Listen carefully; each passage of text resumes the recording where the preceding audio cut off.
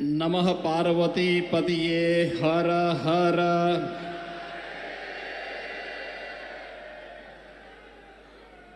श्री नीलकंठ महादेव मंदिर जालोर के इस भव्य पुनर्स्थापना कार्यक्रम के आज के इस समारोह में मंच पर उपस्थित केंद्रीय मंत्री और जिनके प्रयास से आज मुझे यहां आने का सौभाग्य प्राप्त हुआ है, माननीय श्री गजेंद्र सिंह शेखावत जी, आचार्य स्वामी अभयदास जी महाराज, नीलकंठ महादेव मठ के श्री महंत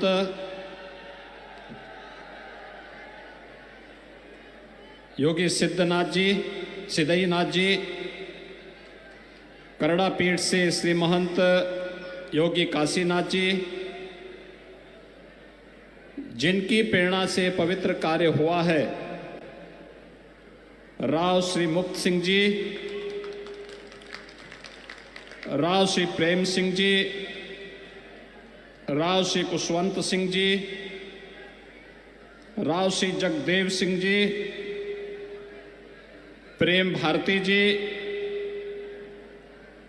और भारतीय जनता पार्टी के यहाँ के स्थानीय हमारे सभी पदाधिकारी और माननीय विधायक श्री नारायण चौधरी जी,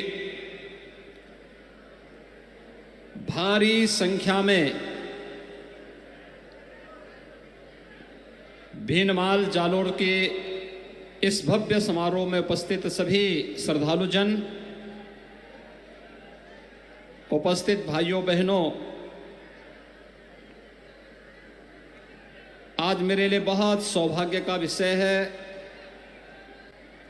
कि मुझे 1400 वर्ष प्राचीन इस भव्य मंदिर में पुनरुद्धार के इस कार्यक्रम में आप सबके साथ न केवल इस पूरे यज्ञ को सिद्धि में बदलने के इस आयोजन के साथ सहभागी होने का सौभाग्य प्राप्त हुआ है, बल्कि एक ऐसा कार्य जो 1400 वर्षों के उपरांत होने से एक नया संदेश देश के अंदर जाने वाला है। आप सब जानते हैं कि मर्यादा पुरुषोत्तम भगवान श्री राम ने लंका पर विजय प्राप्त करने की शुरुआत की थी रामेश्वरम में ज्योतिर्लिंग की स्थापना करके, और भीनमाल में श्री नीलकंठ महादेव के इस भव्य मंदिर के पुनरुद्धार कार्यक्रम के बाद यह तय हो गया है कि अगले 1 वर्ष के अंदर अयोध्या में भगवान राम के भव्य मंदिर में भी रामलीला विराजमान होने वाले हैं।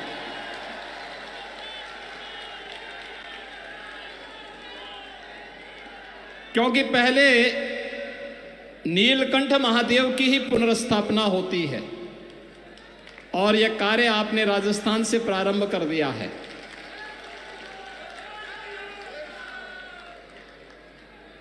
राजस्थान की धरती धर्म और कर्म का, भक्ति और शक्ति के एक समन्वय का केंद्र बिंदु है। धर्म के वास्तविक मर्म को अगर समझना हो तो राजस्थान का आकर के दर्शन करो।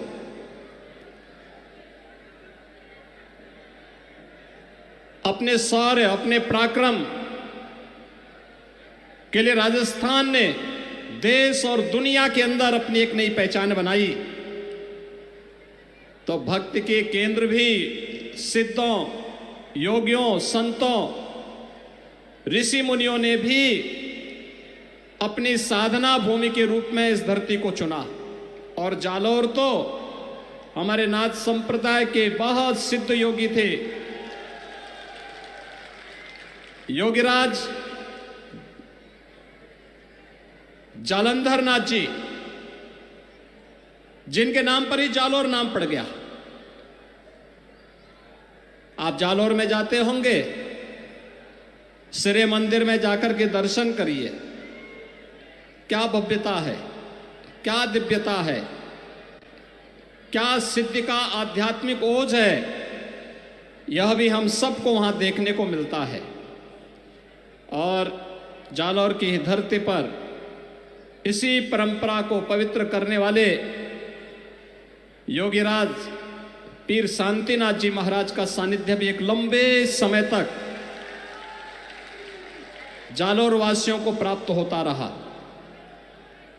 आज वही परंपरा आगे बढ़ रही है और आज मेरे लिए यह अत्यंत महत्वपूर्ण है कि इस मठ में आज सिद्ध योगी पूज्य भलई नाथ जी महाराज के भंडारा आदि का कार्यक्रम भी यहां संपन्न हो रहा है। नाथ संप्रदाय में और योगी परंपरा में संतों सिद्धों योगियों की परंपरा में भंडारे का अपना एक महत्व होता है, वह भी आज संपन्न हो रहा है।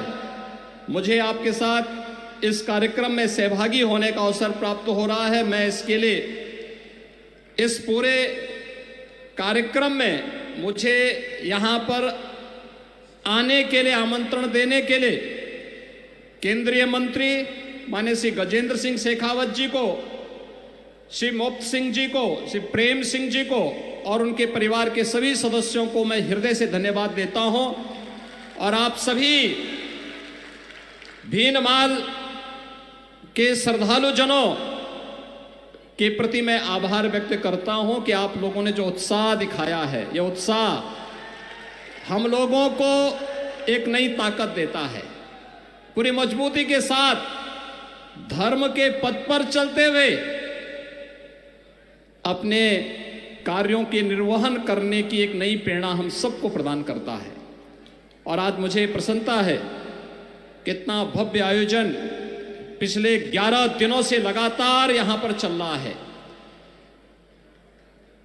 शेखावत जी अपने व्यस्त कार्यक्रमों में से समय निकाल करके स्वयं लखनऊ आए। मैं उनके आमंत्रण को अस्वीकार नहीं कर सकता था।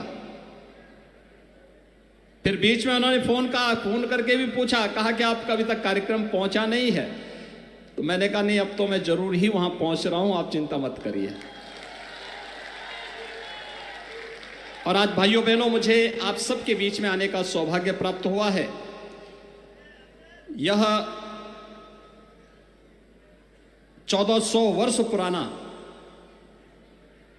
नागभट्ट द्वारा स्थापित भगवान नीलकंठ का यह पवित्र स्थल हम सबको अभिभूत करता है।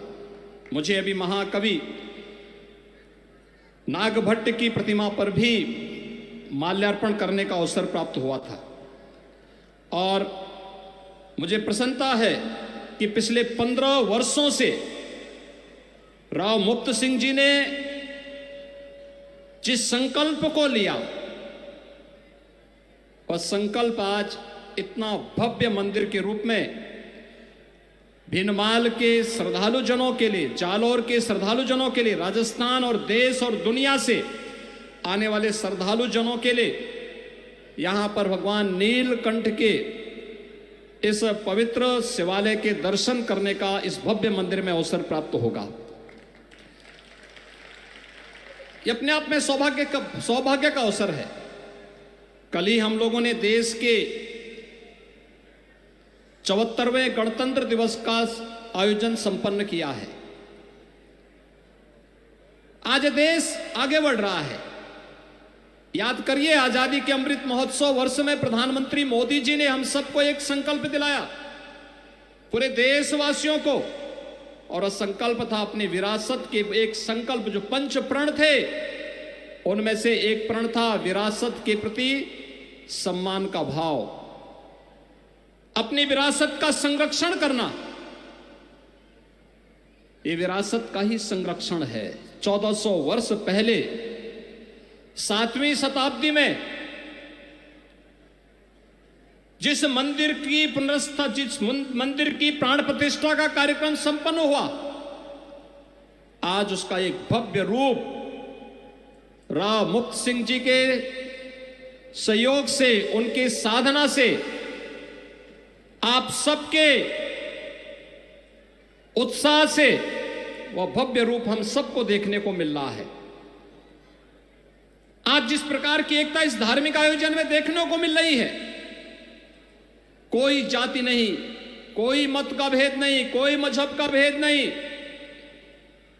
भाइयों बहनों, हम सबको अपने दैनिक जीवन में भी इस भाव को अंगीकार करना होगा। हमारा सनातन धर्म भारत का राष्ट्रीय धर्म है। हम सब अपने व्यक्तिगत स्वार्थों से ऊपर उठ करके अपने इस राष्ट्रीय धर्म के साथ जुड़ते हैं। हमारा देश सुरक्षित हो, हमारे मान बिंदुओं की पुनर्स्थापना हो, गौ ब्राह्मण की रक्षा हो, किसी कालखंड में अगर हमारे धर्मस्थलों को अपवित्र किया गया है, उनकी पुनर्स्थापना का एक अभियान चले। और इस अभियान का क्रम आज आप देख रहे होंगे। अयोध्या में 500 वर्षों के बाद प्रधानमंत्री मोदी जी के प्रयास से भगवान राम के भव्य मंदिर के निर्माण का कार्य आज पूरा होने जा रहा है। आप सभी श्रद्धालु जनों ने भगवान राम के भव्य मंदिर के निर्माण में अपना योगदान दिया। आज भारत की भावनाओं के अनुरूप भारत का राष्ट्रीय मंदिर भगवान राम के भव्य मंदिर के रूप में स्थापित हो रहा है। और मुझे बहुत प्रसन्नता है कि भगवान राम के भव्य मंदिर के निर्माण का कार्य और रामलला विराजमान अगले 1 वर्ष के अंदर अपने भव्य मंदिर में होंगे। उससे पहले राजस्थान के इस भव्य मंदिर के पुनरुद्धार का सौभाग्य आज मुझे यहां प्राप्त हुआ है। भाइयों बहनों, 11 दिनों से चल रही आपके यज्ञ की जो ये प्रक्रिया है, धार्मिक अनुष्ठान है, आज और पूर्णाहुति में इस भंडारे के साथ यहां पर समारोह की ओर अग्रसर हो रही है। लेकिन जितना भव्य और दिव्य परिसर बनाया गया है, इसकी भव्यता, इसकी दिव्यता और इसकी पवित्रता को बनाए रखने की जिम्मेदारी अब राव मुक्त सिंह जी ने भीनमाल के नागरिकों के ऊपर छोड़ी है। ये सब मिलकर के इसको यही भव्य रूप दें। आप सोचिए कि आज से 1400 वर्ष पहले श्री नाग भट्ट जी द्वारा स्थापित यह मंदिर यहां पर स्थापित था और 1400 वर्ष के बाद राव साहब ने इसको यह भव्य स्वरूप प्रदान किया है। और उसमें भी 15 वर्ष लगे। कोई व्यक्ति एक कार्य करता है, 1 दिन 2 दिन के अंदर अपने संकल्प को भूल जाता है। लगातार 15 वर्षों से हमारे यहां भी ये माना गया है, संकल्प के 12 वर्ष होते हैं। 12 वर्ष में अलग अलग प्रकार की व्यक्ति साधना करता है, लेकिन लगातार 15 वर्षों से एक ही संकल्प के साथ जितना भी व्यक्ति अपनी आय करेगा, उस आय को पूरी तरह समर्पित करेगा भगवान नीलकंठ को। समर्पण का यह भाव, यही तो हमारी पहचान है। क्योंकि धर्म का ऋण हमारे ऊपर हमेशा रहता है। हर व्यक्ति ऋषि ऋण को चुकाने के लिए अनेक प्रयत्न करता है। मातृ ऋण को चुकाने के लिए, पितृ ऋण को चुकाने के लिए अनेक प्रयत्न करता है। और यह भी इस धरती के प्रति, अपने ऋषि ऋण के प्रति, धर्म के प्रति अपने कर्तव्यों का निर्वहन करते हुए उन्होंने यह भव्य रूप यहां पर देकर के इस मंदिर को आने वाले 1500 वर्षों के लिए जालोर वासियों के लिए और राजस्थान वासियों के लिए एक मानक स्थापित किया है। लेकिन इसको इस रूप में आगे बढ़ाने की जिम्मेदारी हम सब की होनी चाहिए, पूरे भीनमाल और पूरे जालोर वासियों की होनी चाहिए। यह भव्य रूप बना रहे। अक्सर होता है मंदिर बनाते हैं, परिसर भव्य नहीं हो पाता है, छोटे से स्थान पे होता है। मंदिर बनता है लेकिन मंदिर में जाने का रास्ता बहुत संकरा होता है, या फिर उसके आसपास उस प्रकार की स्थिति नहीं होती है कि उसे एक भव्य स्वरूप दिया जा सके। लेकिन आज जब मैंने देखा मंदिर कितना भव्य रूप है, और ऐसा लग रहा था जैसे भगवान राम का अयोध्या में निर्मित होने वाले जो प्राचीन मंदिर, जो पुराना मंदिर का स्वरूप था, उसका एक रूप यहां पर मुझे देखने को मिला इस मंदिर में। आप सोचे 15 वर्ष पहले यह संपन्न हुआ था, और आज यह मंदिर अपनी पूर्णाहुति के साथ यहां पर भव्य उत्सव के साथ, यज्ञ आयोजन के साथ एक कार्यक्रम आज यहां पे संपन्न हो रहा है। मैं इसके लिए राव साहब के पूरे परिवार को, आप सभी भीनमाल के श्रद्धालु जनों को, मंदिर समिति से जुड़े हुए सभी पदाधिकारियों को हृदय से बधाई देता हूं। अपनी मंगलमय शुभकामनाएं आप सबके प्रति व्यक्त करता हूं। भगवान नीलकंठ से ही प्रार्थना करता हूं, आपको भक्ति भी दे, आपको शक्ति भी दे, आपके जीवन में यश और समृद्धि इसी प्रकार से लाते रहे। इस विश्वास के साथ मैं आप सब के प्रति अपनी शुभकामनाएं देता हूं, अपनी वाणी को देता हूं विराम। जय जय श्री राम।